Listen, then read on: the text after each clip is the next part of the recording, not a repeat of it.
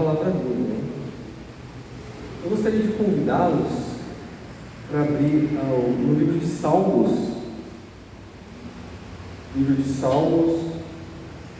capítulo 37.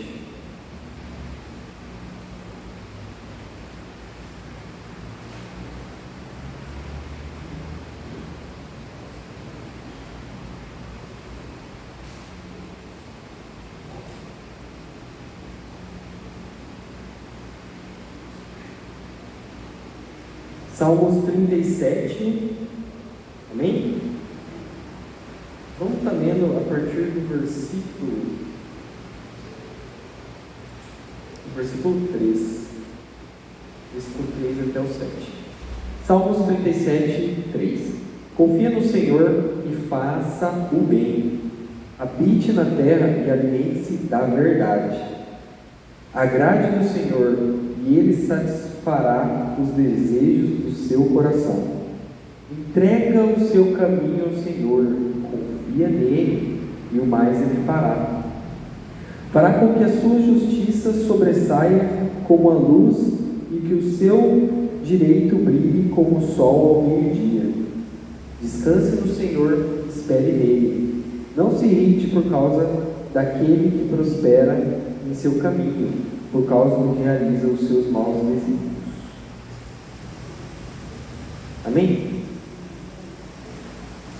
Irmãos, Deus, Ele trabalha na nossa vida de forma misteriosa, né?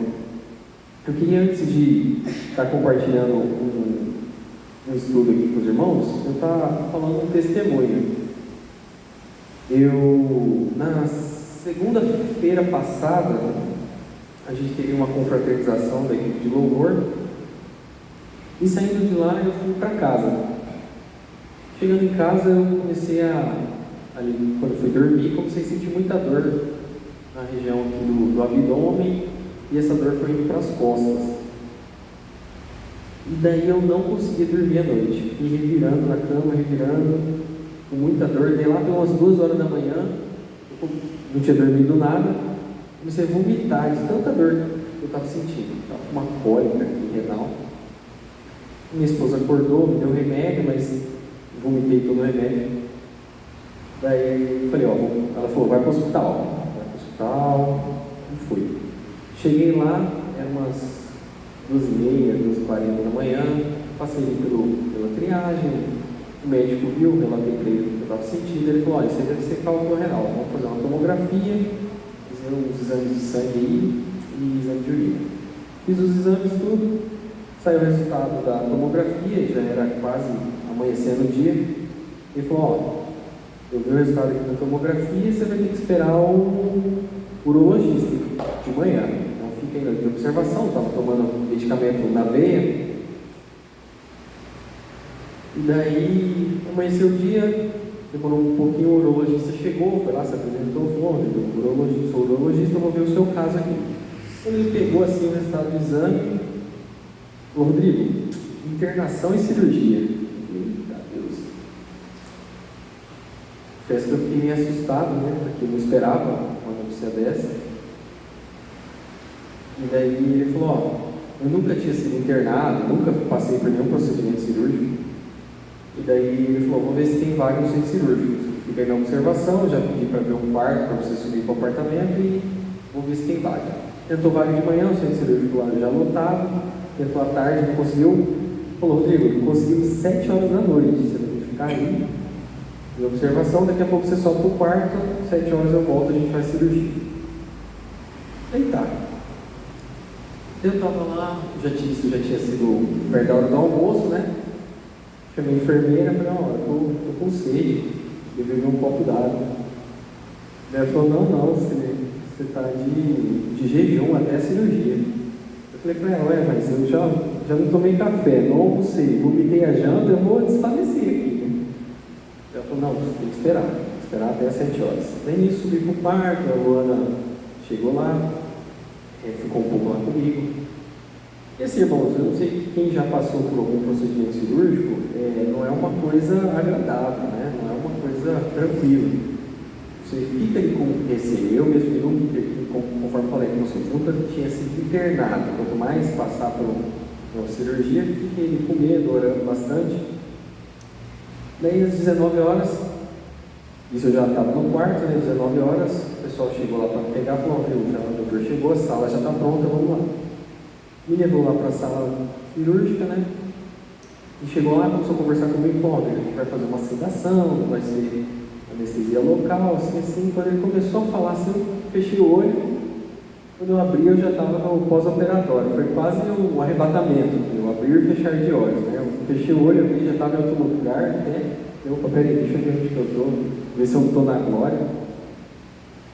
E daí, do meu lado tinha um potinho assim com a pedra de uns 7 milímetros, assim, gigante a pedra.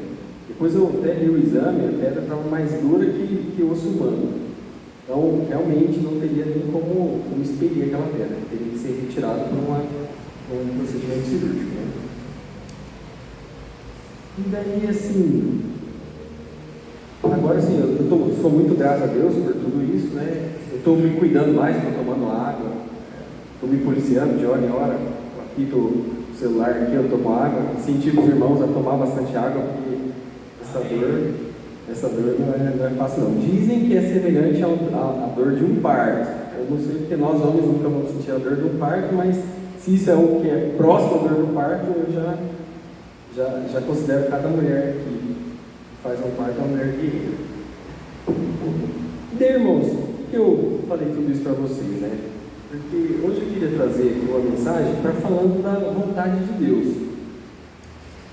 Porque nosso conceito sobre a vontade de Deus, a gente gostaria que a vontade de Deus fosse como a nossa vontade, como a gente gostaria que Deus guiasse a nossa vida como a gente mesmo guia e planeja a nossa vida, né? Bom seria, assim, humanamente falando, se Deus guiasse a nossa vida da maneira que a gente quer, ou se Ele planejasse a nossa vida da maneira que a gente planeja, né?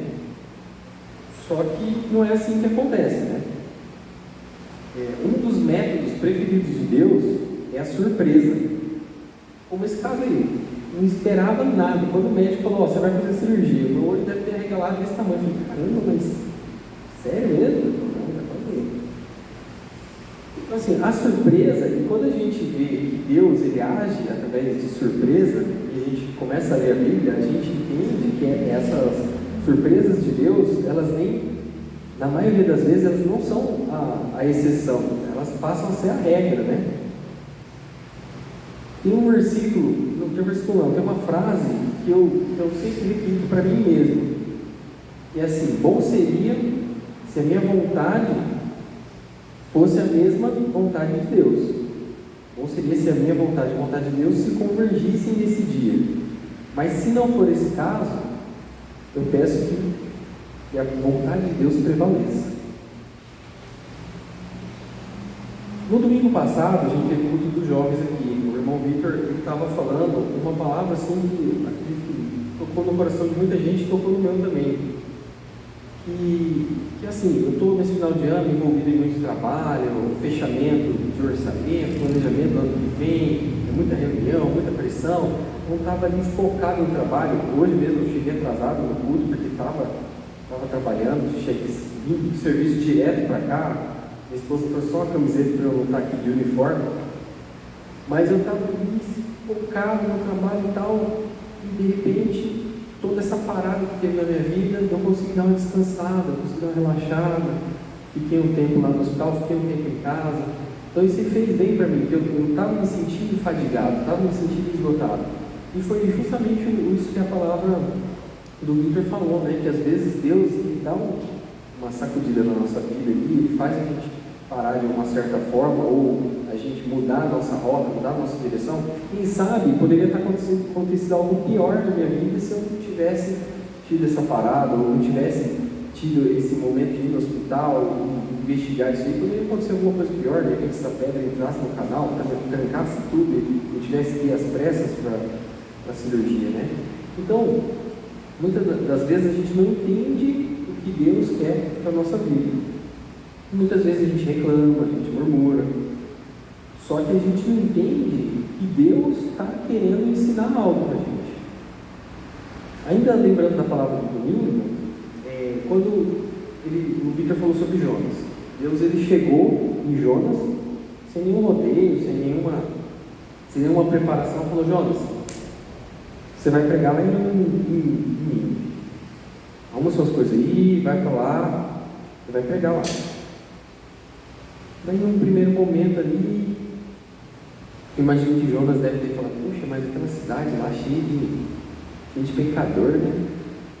Lá, será que eles merecem mesmo salvação? Vamos lá pregar para eles? Puxa vida. Daí Jonas, acontece a primeira coisa, ele desobedece a Deus. Mas ele só ficou na desobediência a Deus? O que os irmãos acham? Jonas, ele só desobedeceu a Deus? Não, né? O que mais que, além de desobedecer a Deus, o que mais que Jonas fez? Ele fugiu. Porque, pensa comigo, chegou a palavra de Deus: Jonas, você vai lá numa cidade pregar. Se ele falasse: pô, vou desobedecer a Deus, ele cruzava os braços e falava: não quero. Já não estava desobedecendo a Deus? Se ele ficasse onde ele estava, parado, já estava desobedecendo a Deus, certo? Ele ficasse no lugar que ele estava, já estava desobedecendo, porque Deus já deu o direcionamento, falou: vai lá pregar. Ele falou: não quero. Era uma desobediência, mas ele não fez isso. O que ele fez? O que Jonas faz? Ele vai lá, pega um barco para Nínive, pega outro barco para outra cidade. Então, o que ele estava claramente fazendo? Fugindo da presença de Deus. E às vezes a gente, além de desobedecer a vontade de Deus, às vezes a gente foge da vontade de Deus para a nossa vida. A gente deixa a vontade de Deus em segundo plano, a gente engaveta aquele plano que Deus tinha para a nossa vida e vai viver um outro caminho, e vai trilhar uma outra jornada que não é aquela que Deus tinha preparado para a gente. Então, bom, o resto das histórias vocês conhecem. No meio do caminho ali, foi dito até no domingo, no meio do caminho tem a tempestade. Jonas se declara ali culpado, fala: me atira no mar, que vai ter que se resolver. O pessoal ficou com aquele receio e tal, de jogar ele no mar e tal, mas fizeram. Depois a Bíblia até conta que eles adoraram a Deus, né, de uma certa forma, porque eles temeram a Deus, porque foi só jogar Jonas que o barco parou. Mas Jonas, ele pregou na cidade que Deus tinha falado para ele pregar? Pregou. O povo se arrependeu? Se arrependeu. Deus deixou de destruir a cidade? Deixou. Então, independente do que Jonas fez, a vontade de Deus prevaleceu. Independente do caminho que ele escolheu, a vontade prevaleceu. Só que, se Jonas tivesse pegado um barco bonitinho indo para a cidade, a vontade de Deus ia acontecer da mesma forma. Como ele fez um outro caminho que não era o caminho da vontade de Deus, olha como que ele sofreu, tendo que ser jogado no mar, ficar dentro de um peixe. Eu nem imagino como que é a condição dentro de um peixe ali, deve ser um ambiente úmido, fétido, gelado, sei lá, deve ser uma coisa. E depois a baleia ainda vomitar ele na praia, o grande peixe vomitar ele ali na praia. Então olha toda a situação, o constrangimento que ele teve que passar, porque ele simplesmente desviou da vontade de Deus. Em vez de ele seguir o plano de Deus, ele seguiu seu próprio plano. E no final, o plano de Deus prevaleceu e ele sofreu, mas o plano de Deus prevaleceu. Então, o segundo ponto que eu queria falar é que essa vontade de Deus, essas surpresas que Deus faz na vida da gente, exige que a gente tenha uma flexibilidade, uma adaptação. Então, saber se ajustar a uma situação inesperada. Quem aqui nunca passou por uma situação como essa que eu passei, uma situação que eu não esperava e aconteceu? Você tem que saber lidar com aquela situação ali, seja uma coisa ruim, um desemprego, ou uma adversidade muito grande, um acidente, alguma coisa assim. Quem já passou por isso sabe o que eu estou falando, porque às vezes você tem que parar tudo que você está fazendo para resolver aquela situação, ou tem que se adaptar, tem que mudar a sua rotina e se mudar para estar passando por aquela situação. E daí, às vezes, quando você está numa situação ruim, você fala, poxa, será que Deus errou? Por isso que eu estou nessa situação? Será que as injustiças que tem no mundo é porque Deus é falho? As injustiças que tem no mundo é porque Deus está errando? Às vezes, a gente, quanto humano, é difícil ver uma injustiça, né? E às vezes a gente questiona Deus. Eu era muito questionador, eu falava, poxa vida, olha o desastre que aconteceu em tal lugar, olha quantas pessoas morreram, será que Deus errou naquilo ali? Deus não estava ali? O que aconteceu? Às vezes, quando acontece alguma coisa com a gente fala, poxa, será que eu peguei? Será que eu errei em algum lugar? Eu deixei de adorar a Deus? Mas na maioria das vezes, não é nem você que errou, não é nada disso que aconteceu. Primeiro, sim, a culpa de Deus, o erro de Deus nunca vai ser, porque Deus nunca erra. E segundo, pode ser que você não tenha errado também.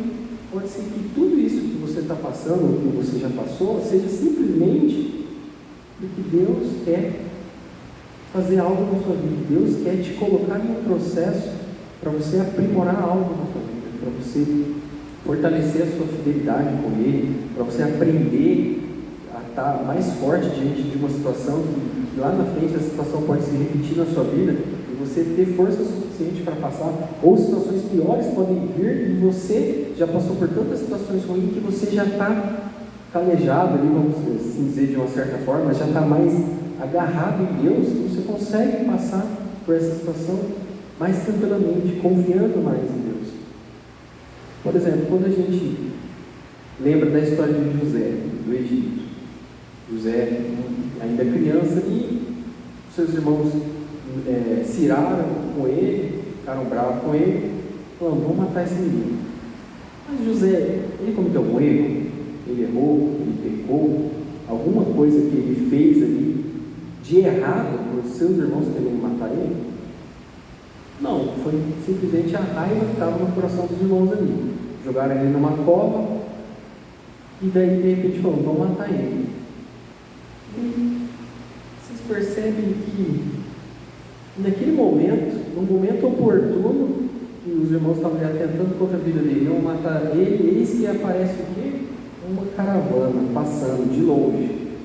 É um dos irmãos, Judá, e fala assim, eu não quero sangue do meu irmão na minha mão. Eu sei que todo mundo aqui está querendo matar ele, e pensa, a maioria dos irmãos aqui querendo matar, e fala, não quero o sangue do meu irmão nas minhas mãos não. Por que a gente não veio para aquela caravana ali? Percebe que, olha só, essa caravana, ela passou no momento exato que ela deveria passar. Porque se de repente não tivesse essa caravana ali, não ia ter a ideia de vender o irmão, eles poderiam ter matado o irmão. Certo? Então, às vezes, Deus ele faz a gente passar por uma situação, mas Deus sempre vai dar um escape. Deus ele nunca vai testar a gente ou colocar a gente à prova de algo que é maior que a gente, de algo que a gente suporte. Deus ele sabe das nossas fraquezas, das nossas limitações, das nossas dificuldades, e Ele sabe o quanto que a gente aguenta. Então, se você, porventura, está passando por uma prova, é porque Deus quis, primeiro ponto, e porque Deus sabe que você tem condição de passar por essa prova. Amém? Quem crê nisso? Amém? Então, por trás de toda surpresa de Deus, há propósitos dos quais a gente não entende, há propósitos dos quais a gente não compreende. Às vezes, a gente passa por uma situação e o certo é a gente parar e refletir, avaliar, em vez de murmurar, em vez de reclamar, em vez de buscar quem errou, quem cometeu pecado, ou por que está acontecendo isso, a gente para e refletir. Por que eu estou passando por essa situação? O que Deus quer fazer eu aprender com tudo isso? No que eu posso sair mais fortalecido do que eu entrei nessa situação aqui? Aonde que eu vou fortalecer? Aonde que eu vou aprender? O que Deus quer fazer de mim? Então, buscar a Deus, orar para Deus, pedir esse entendimento, pedir esse discernimento para Deus. Ainda no caso de José, eu vou fazer uma perspectiva interessante. Eu não sei se vocês já pensaram nisso. Aconteceu isso aqui com José foi vendido. José vai para onde? Vai para o Egito.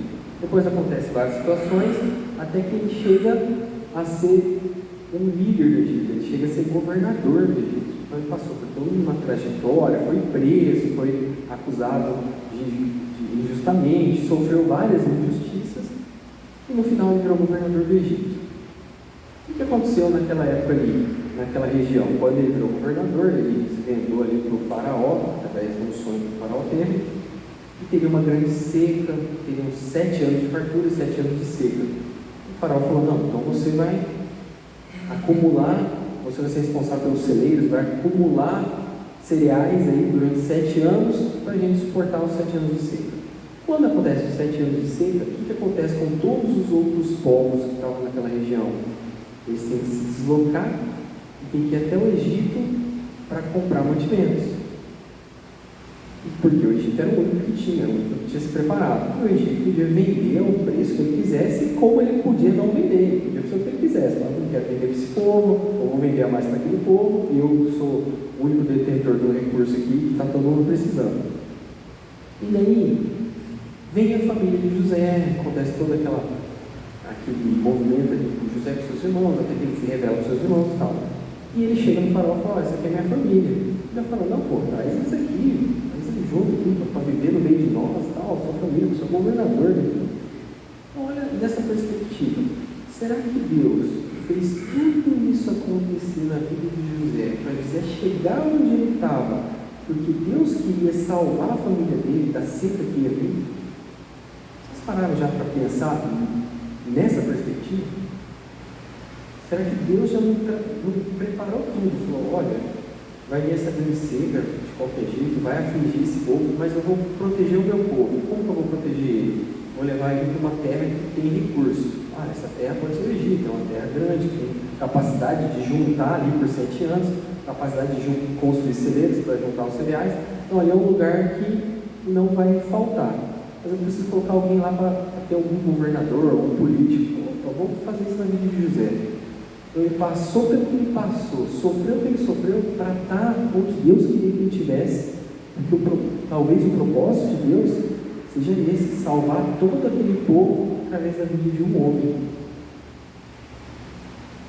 Então entende que a gente não tem como ter conhecimento de tudo que Deus quer na nossa vida, a gente não tem como discernir tudo que Deus quer fazer, a gente não tem como saber dos propósitos todos de Deus na nossa vida, e às vezes a gente murmurando, às vezes a gente buscando entender, querendo saber, querendo entender, e às vezes simplesmente vai ter uma explicação muito lá na frente, ou às vezes, talvez você nem conheça a explicação pelo que você está passando, talvez só lá na glória Deus revele para você.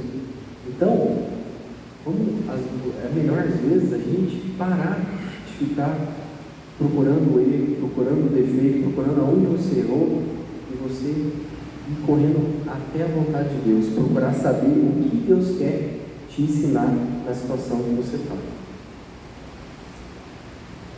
E quando Deus nos surpreende, Ele nos coloca à prova, Ele nos dá graça suficiente para lidar com o inesperado. Foi aquilo que eu falei. Deus, Ele só coloca a gente numa situação até onde Ele sabe que a gente vai conseguir aguentar.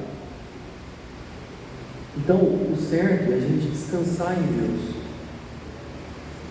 E Ele tem tudo o que a gente precisa para suportar qualquer situação da nossa vida. Então, Deus pode estar preparando algo para você, pode ser que seja no ano que vem, pode ser que seja nos próximos anos, pode ser que você passe por alguma situação, mas tenha certeza que Deus está preparando aquilo, que Deus quer que você aprenda algo daquilo. Ao invés de fugir da vontade de Deus, como Jonas fez, faça o oposto, corra para Deus, corra até a vontade de Deus. Procure que a vontade de Deus seja feita na nossa vida, como eu disse anteriormente. Bom seria se a nossa vontade e a vontade de Deus convergissem, andassem juntas, mas se não for esse o caso, nós venhamos a aceitar a vontade de Deus e buscar ela sempre, porque a vontade de Deus é boa, a vontade de Deus é perfeita e a vontade de Deus é agradável. Eu sei que nós, enquanto humanos, é difícil entender tudo isso. A gente está no século da ansiedade, onde todo mundo está ansioso, onde hoje cada vez pessoas mais jovens ficam ansiosas, ficam deprimidas, não sabem o dia de amanhã, ficam se cobrando muito porque tem que acontecer, tem que passar no vestibular, depois você tem que entrar no emprego, depois você tem que ser promovido, tem que comprar um carro, tem que comprar uma casa, tem que fazer isso, tem que fazer aquilo. E constantemente a gente é pressionado no serviço, tem que atingir um objetivo, tem que fazer aquilo outro. Eu sei que é difícil, enquanto humanos, a gente enxergar a vontade de Deus, a gente entregar o nosso caminho a Deus.